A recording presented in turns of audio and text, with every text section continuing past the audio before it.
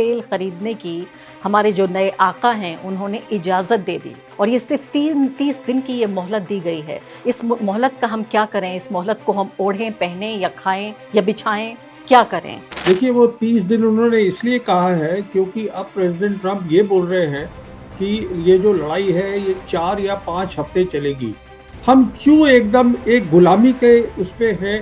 शर्मनाक बात है कि हम इस तरीके से गुलाम दिख रहे हैं अमेरिका के। कि इनकी हिम्मत देखिए, भारत की धरती पर आकर ये धमकी भरे लगभग शब्द हैं जो इस्तेमाल किए जा रहे हैं। इस पूरे जो जंगी माहौल है इसमें भारत कहाँ खड़ा हुआ है? पर ऐसा कुछ नहीं है कि ईरान हमारे साथ ताल्लुकात नहीं चाहता है। दिक्कत यह है कि हम ईरान के पास नहीं जाना चाहते क्योंकि हम जुड़ गए हैं एकदम। हमारी पूरी आज फॉरेन पॉलिसी मैं कह सकता हूँ 100% फॉरेन पॉलिसी अब जो है अमेरिका और इजराइल के साथ है। कि देखिए, यहाँ तो एक इतने बड़े देश के नेता इसे विजिट कर रहे हैं, उनका दौरा चल रहा है, तो हमला तो हो नहीं सकता और उसी दौरान उस कवर को इस्तेमाल करके हमला कर दिया। प्रधानमंत्री मोदी इजराइल गए थे, ये मैं समझता हूँ कि ये अमेरिका की सोच थी। 25 फरवरी को हमारे प्रधानमंत्री गए, 22 फरवरी को अपनी किनेसेट में जो नेतन्याहू है उन्होंने बात कर दी हेक्सागन ऑफ अलायंस। समझ चुका है इजराइल की पूरी जो गजा की जंग हुई, जंग क्या हुई, जो नरसंहार हुआ जिसमें हजारों लोगों की हत्या की गई, उसमें पब्लिक ओपिनियन बिल्कुल खिलाफ हो चुका है इजराइल के। लेकिन जो भारत है वो फंस गया है इस चक्कर में। नरेंद्र मोदी जी के जरिए पूरी दुनिया को ये बताना चाहता है इजराइल कि देखिए 140 करोड़ लोग मेरे साथ हैं इस पूरी जंग में, वो मुझे सपोर्ट कर रहे हैं। आज जो है इस तरीके से जुड़ जाना अमेरिका के साथ, ये मुझे बिल्कुल समझ में नहीं आता। इससे हमारा कोई फायदा नहीं होने वाला क्योंकि अमेरिका किसी का दोस्त नहीं है। अमेरिका के लिए एक बहुत बुरा संकट का टाइम मैं देखता हूँ इन टर्म्स ऑफ जियोपॉलिटिक्स। और हिंदुस्तान का तो मैं अफसोस है इस बात का है कि हमारे पास ऑप्शंस हैं, मल्टीपोलर वर्ल्ड है। हम इस साल ब्रिक्स की प्रेसिडेंसी है हमारे पास, उसके बावजूद हम क्यों तय कर रहे हैं कि हमें अमेरिका के साथ ही खड़ा होना है। नमस्कार, द वायर में आपका स्वागत है। मैं हूं आरफा खानम शेरवानी। जो कहानी सिंदूर ऑपरेशन से शुरू हुई थी उसका पूरे तरीके से तस्वीर जो है और ज़्यादा मजबूती से, ज़्यादा चमकदार तरीके से नज़र आ रही है इस पूरे ईरान संकट में कि क्या नरेंद्र मोदी पूरे तरीके से अमेरिका के आगे नतमस्तक हो गए हैं? क्या अमेरिका ही अब डिक्टेट कर रहा है कि इंडिया क्या करेगा? ये कैसा विश्व गुरु है जो लगातार खामोश रहता है पूरी दुनिया में, चाहे कितना भी संकट आ जाए? ईरान के संकट पर एक शब्द नहीं निकल रहा है। विदेश सचिव से जाकर की एक डायरी में वहां एक सिग्नेचर करा लिए हैं कि हाँ, हमें भी इस बात का दुख है कि अयतुल्ला अली खामनेई की हत्या कर दी आपने। लेकिन उसके बाद से देखिए अभी भी हमारे ही यानी जो भारत का ही जो महासागर है, हिंद महासागर, वहां पे नाइंसाफी हुई। 100 जो है नेवल ऑफिसर्स की हत्या कर दी ईरान के, तब भी हम कुछ नहीं कह रहे हैं। अब नई बात सामने आई है जो बहुत ही चौंकाने वाली है। वो खबर ये है कि रूस से तेल खरीदने की हमारे जो नए आका हैं उन्होंने इजाज़त दे दी। बहुत बहुत शुक्रिया आपका डोनाल्ड ट्रंप जी, बहुत बहुत शुक्रिया, आपने हमारी जान बचा ली कि हमको तेल खरीदने की आपने इजाज़त दे दी। लेकिन कहा यह है कि पहले जहाज़ में जो तेल लोड हो चुका है वही बेचा जा सकता है रूस के ज़रिए, और ये सिर्फ 30 दिन की ये मोहलत दी गई है। इस मोहलत का हम क्या करें? इस मोहलत को हम ओढ़ें, पहनें या खाएं या बिछाएं, क्या करें? जाहिर है ऑपोजिशन पूरे तरीके से डोनाल्ड ट्रंप के इस पूरे कदम का और भारत को इस तरह से नतमस्तक हो जाने को लेकर निंदा कर रहा है। राहुल गांधी कह रहे हैं कि पूरे तरीके से कॉम्प्रोमाइज प्राइम मिनिस्टर हैं। लेकिन इस सब के अलावा, ये ऑप्टिक्स के अलावा इसके क्या मायने हैं? क्या इसको एक तरह से हम अपनी फॉरेन पॉलिसी के हिसाब से मान लें कि हम सरेंडर कर चुके हैं? इन तमाम मुद्दों को समझने के लिए मेरे साथ बेहद खास मेहमान प्रवीण साहनी जी मौजूद हैं। प्रवीण साहनी देश के जाने माने सिक्योरिटी एक्सपर्ट हैं, फोर्स मैगजीन के एडिटर हैं। लगातार वीडियोस के जरिए, उनके चैनल के वीडियोस के जरिए आप देख रहे हैं ईरान जो संकट है उस पर उनका टेक, उनका एनालिसिस। सबसे पहले तो प्रवीण जी ये बताइए कि इस रहमो करम का शुक्रिया तो हमें अदा करना चाहिए डोनाल्ड ट्रंप जी को। देखिए, बहुत ही शर्मनाक बात है कि उनके कॉमर्स सेक्रेटरी इस तरीके से कहते हैं कि हम आपको 30 दिन का जो है मोहलत देते हैं, आप जाके रशिया से 30 दिन के लिए तेल खरीद सकते हैं। देखिए, वो 30 दिन उन्होंने इसलिए कहा है क्योंकि अब प्रेसिडेंट ट्रंप ये बोल रहे हैं कि ये जो लड़ाई है ये 4 या 5 हफ्ते चलेगी। तो 4 हफ्ते का मतलब हो गया 30 दिन। तो अगर ये और चलती रहेगी तो फिर हमको उनसे और मोहलत मांगनी पड़ेगी। और देखिए, ये बात सामने आ गई है, पर इससे हमें इतना हैरान नहीं होना चाहिए। और उसका कारण ये है कि इस साल का जो बजट आया था, ये अपना देश का बजट आया था, उसके अंदर जो छबहार पोर्ट है वहां पर कोई भी उसके लिए बजट के लिए एलोकेशन नहीं किया गया था। तो इसके ऊपर कुछ ईरान ने टिप्पणी भी करी थी। अब देखिए, ये जो छबहार पोर्ट है जो हम बोलते रहते हैं, हमारे लिए ये international north south transport corridor है, ये बहुत ही इंपॉर्टेंट है। और इसके ऊपर हमने ईरान के साथ 10 साल का कॉन्ट्रैक्ट किया था, जो हमने साइन किया था मार्च 2024 में। और हिंदुस्तान ने इस कॉन्ट्रैक्ट पे 3050 डॉलर मिलियन डॉलर दिए थे, जिसमें 150 मिलियन डॉलर दिए गए थे कि पोर्ट का जो इक्विपमेंट है उसको खरीदा जाए, और 2050 मिलियन डॉलर दिए गए थे कि जो वो पोर्ट है उसका आप इंफ्रास्ट्रक्चर बनाइए। अब हम चुपचाप बैठ गए हैं, क्योंकि अब अमेरिका ने हमें कह दिया है आप यहाँ से इसका इस्तेमाल मत करो, ईरान से आप तेल नहीं ले सकते। और यही कारण है कि जब प्रधानमंत्री गए थे 24 फरवरी को इजराइल, तो इजराइल में जो उन्होंने बात करी थी उनके प्रधानमंत्री नेतन्याहू से, तो वो थी कि किस तरीके से हम जो है India middle east Europe economic corridor को हम कैसे रिवाइव कर सके। कहने का मतलब ये है, 140 करोड़ लोगों का मुल्क है, हमारे पास आज ऑप्शंस हैं। अमेरिका दुनिया की सबसे बड़ी ताकत नहीं रहा है, और भी ताकतें हैं, मल्टीपोलर वर्ल्ड है। हम क्यों एकदम एक गुलामी के उसमें हैं? शर्मनाक बात है कि हम इस तरीके से गुलाम दिख रहे हैं अमेरिका के आगे। और बात सुन लीजिए, ये जो इनके डिप्टी सेक्रेटरी स्टेट आए हुए हैं इस समय, क्रिस्टर लैंडो, ये अभी रसियाना डायलॉग में थे, और वहां हम्म। उन्होंने साफ एक टूक बोला है कि ये जो ट्रेड डील हो रही है हिंदुस्तान और अमेरिका के बीच में, ये बहुत ही जरूरी है। और उन्होंने बताया कि ये ट्रेड डील ठीक चल रही है, क्योंकि ये ट्रेड डील जो है ये बेसिस बनेगा हमारे रिश्ते का। कहने का मतलब ये है कि जैसे आप सब जानते हैं, आपके व्यूअर्स, 13 फरवरी 2025 को कुछ ही हफ्ते हुए थे, ट्रंप आए थे ऑफिस में, हमारे प्रधानमंत्री वहां गए, ये जॉइंट स्टेटमेंट साइन करी गई। और उसमें ये हमने साफ कहा था कि जो ट्रेड डील है हम दोनों के देश के बीच में, वो हम 2030 तक 500 बिलियन डॉलर्स तक बायलैटरल बना देंगे। अभी जो हमारा ट्रेड है वो करीबन 139 बिलियन डॉलर्स है। कहने का मतलब ये है, हमारी जमीन पे आके रासियाना डॉलर के अंदर जहां प्रधानमंत्री हमारे बैठे हुए हैं, वो ये कह रहे हैं कि हमारी फॉरेन पॉलिसी अमेरिका फर्स्ट है, आप ट्रेड डील करिएगा, इसी के ऊपर हमारा पूरा रिश्ता जो है बायलैटरल रहेगा। और उन्होंने ये भी कह दिया, और प्रवीण साहनी अच्छा आपने याद दिलाया, उन्होंने यहाँ तक कह दिया कि हम भारत को दूसरा चाइना नहीं बनने देंगे। आप ये सोचिए कि इनकी हिम्मत देखिए, भारत की धरती पर आकर ये धमकी भरे लगभग शब्द हैं जो इस्तेमाल किए जा रहे हैं कि जैसे रशिया इतना मजबूत हो गया, उसने अपना एक पूरा इकोनॉमिक वो बना दिया। और एक तरह से हकलाते हुए इस बात को कह रहे थे, क्योंकि कहते हुए भी अजीब लग रहा होगा कि खुद भारत में आकर इतने बड़े ऑडियंस के सामने, जैसे आपने कहा कि दुनिया भर से तमाम बड़े बड़े अधिकारियों को इस रायसीना डायलॉग में बुलाया जाता है। मैं वापस आपको लेके आना चाहती हूँ, हालांकि दोनों मुद्दे आपस में जुड़े हुए हैं, कि जो कहा जा रहा है कि अभी 5 मार्च से लेकर 4 अप्रैल तक की ये इजाज़त दी गई है, क्योंकि अमेरिका और इजराइल के जो युद्ध हो रहा है इससे तेल की सप्लाई प्रभावित हो रही है। अब सबसे बड़ी बात तो मुझे ये भी बताइए कि भारत की जो 40% जो कच्चे तेल की सप्लाई है वो स्ट्रेट ऑफ हॉर्मुज से होती है, लेकिन ये जो असमंजस वाले और एक मिक्स्ड जो बयान आ रहे हैं कि पहले बयान ये आया कि सिर्फ चीन को इजाज़त होगी स्ट्रेट ऑफ हॉर्मुज से अपने जहाज़ ले जाने की, अब ये कहा जा रहा है कि Israel America Britain Israel America और ब्रिटेन के अलावा बाकी देशों को इजाज़त होगी कि वो इस रास्ते से तेल ले जा सके। अभी क्या है, हम कहाँ खड़े हुए हैं इस वक्त? हम यहाँ खड़े हैं कि जो इनके डिप्टी फॉरेन मिनिस्टर हैं ईरान के, वो भी रायसियाना डायलॉग में थे, और उन्होंने साफ ये बयान दिया है, हमने हरमोज को बंद नहीं किया है, स्टेट ऑफ हरमोज, पर हम जो है इजरायली और अमेरिकन टैंकर्स को नहीं जाने देंगे, बाकियों को हमने नहीं रोका है। प्रॉब्लम क्या हो रही है, जो इंटरनेशनल इंश्योरेंस कंपनीज है वो नहीं कर रही हैं इंश्योरेंस, तो बहुत सारे टैंकर्स वहां खड़े हुए हैं, और वो जाने में खतरा महसूस कर रहे हैं कि कुछ भी हो सकता है। तो अब हिंदुस्तान की जो फॉरेन पॉलिसी है वो एकदम अमेरिका के साथ जुड़ गई है। ये तो सबको दिख ही रहा है अब। ये जो सारी बात होती थी, जयशंकर बार बार हर प्लेटफॉर्म से बोल रहे हैं कि हमारी न्यूट्रल फॉरेन पॉलिसी है, हम जो है वो स्ट्रेटेजिक ऑटोनॉमी है, ऐसा कुछ भी नहीं है, सब दिख रहा है। वो हमें आके धमका देते हैं।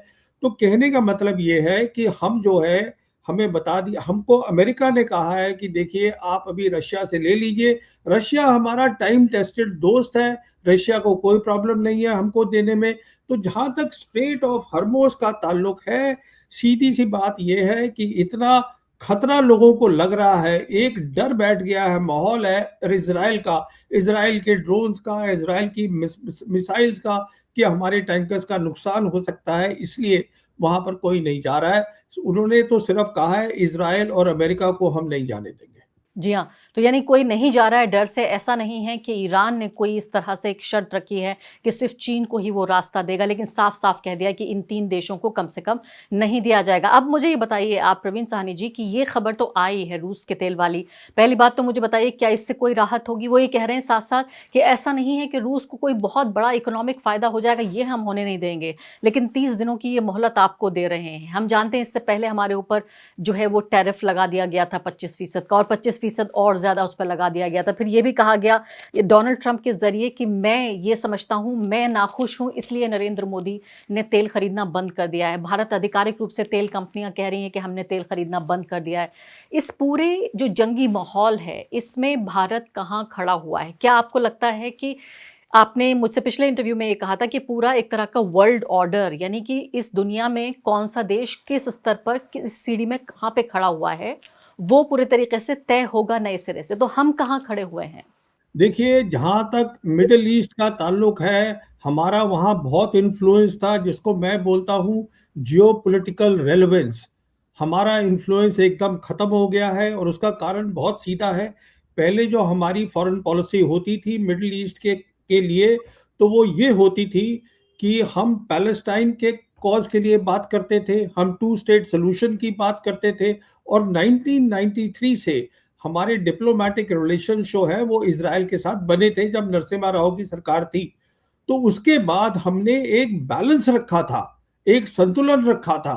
वो संतुलन अब मोदी सरकार ने तोड़ दिया है, और हमारी जो रेलेवेंस है वहां पर वो खत्म हो गई है। मिसाल के तौर पे अभी क्या हो रहा है, तेल का जहां तक ताल्लुक है वो तो उन्होंने हमें बता दिया है अमेरिका ने कि अभी आप फिलहाल वहां से खरीद लीजिए। हमारी दूसरी प्रॉब्लम क्या है, करीबन 9 मिलियन हमारे लोग वहां काम करते हैं वहां पर। तो इसीलिए प्रधानमंत्री भी और ये जयशंकर भी सबको, शेख को और उनको किंग्स को वहां फोन कर रहे हैं कि देखिए हमारे वहां लोग हैं, उनकी हिफाजत के लिए। देखिए हिफाजत ठीक है, सवाल ये है, हमारा कोई इन्फ्लुएंस तो है नहीं। जहां तक ईरान का ताल्लुक है, मैं आपको ये बताना चाहता हूं, ईरान एक बहुत बड़ा और समझदार मुल्क है मिडिल ईस्ट का। ईरान जो है, ये बात उठती है बार बार कि ईरान क्या हमसे बहुत नाराज हो गया है। मैं समझता हूं ईरान जिम्मेदार है, ब्रिक्स का मेंबर है। ईरान जो है उसको एक परेशानी थी, एक दुख हुआ था, क्योंकि हमारे एरिया के अंदर उनका जो वॉरशिप था उसको अमेरिकन सबमरीन ने वो खत्म कर दिया, गिरा दिया। तो वो हमसे दुख उन्होंने जाहिर किया है और खुल के किया है। पर ऐसा कुछ नहीं है कि ईरान हमारे साथ ताल्लुकात नहीं चाहता है। दिक्कत यह है कि हम ईरान के पास नहीं जाना चाहते, क्योंकि हम जुड़ गए हैं एकदम। हमारी पूरी आज फॉरेन पॉलिसी, मैं कह सकता हूं 100% फॉरेन पॉलिसी अब जो है अमेरिका और इजराइल के साथ है, क्योंकि जो इजराइल है वो एकदम जुड़ा पड़ा है अमेरिका के साथ। आज जो लड़ाई हो रही है मिडिल ईस्ट में, ये अमेरिका की लड़ाई नहीं है, ये इजराइल की लड़ाई है जो कि अमेरिका लड़ रहा है। और इससे पहले मैं ये भी आपसे पूछ लेती हूँ, जिस पर इतना असमंजस है, कोई भी खुलकर बोलने को तैयार नहीं है, लेकिन कम से कम आपको तो मैं उन लोगों में गिनती हूँ जो सच को सच कहते हैं, झूठ को झूठ कहते हैं, काला और सफ़ेद का भेद कर लेते हैं।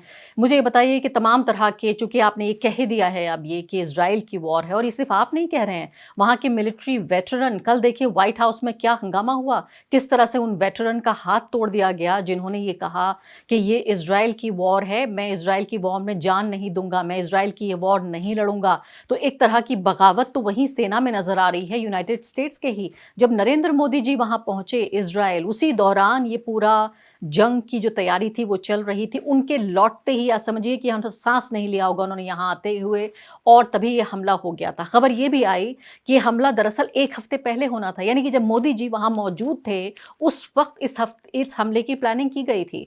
इसको और इस पूरी विज़िट को एक कवर की तरह इस्तेमाल किया गया, ताकि कि दुनिया और ईरान और बाकी सब लोग इस मुगालते में रहें कि देखिए यहाँ तो एक इतने बड़े देश के नेता इसे विज़िट कर रहे हैं, उनका दौरा चल रहा है, तो हमला तो हो नहीं सकता, और उसी दौरान उस कवर को इस्तेमाल करके हमला कर दिया। आप मानते हैं ये बात? देखिए, ये जो प्रधानमंत्री मोदी इज़राइल गए थे, ये मैं समझता हूँ कि ये अमेरिका की सोच थी कि ये जाए प्रधानमंत्री वहाँ। और मैं ये भी कहना चाहता हूँ कि जो एम्बेसडर सर्गियो गौर है, ये इन्होंने शायद बोला होगा प्रधानमंत्री को या किसी को बोला होगा। मैं इसलिए कह रहा हूँ कि देखिए 25 फरवरी को हमारे प्रधानमंत्री गए, 22 फरवरी को अपनी क्नेसेट में जो नेतन्याहू है उन्होंने बात कर दी हेक्सागन ऑफ अलायंस, और उसमें ये कह दिया कि अब इस हेक्सागन मतलब 6 नोड होंगे, 6 पॉइंट होंगे। उसमें एक पॉइंट होगा इजराइल बहुत बड़ी ताकत, एक होगा इंडिया, और बाकी 4 का पता नहीं है क्या है। कहने का मतलब ये है कि पहले से ये बता दिया गया प्रधानमंत्री के जाने से कि देखिए साहब आप बहुत बड़े मुल्क है।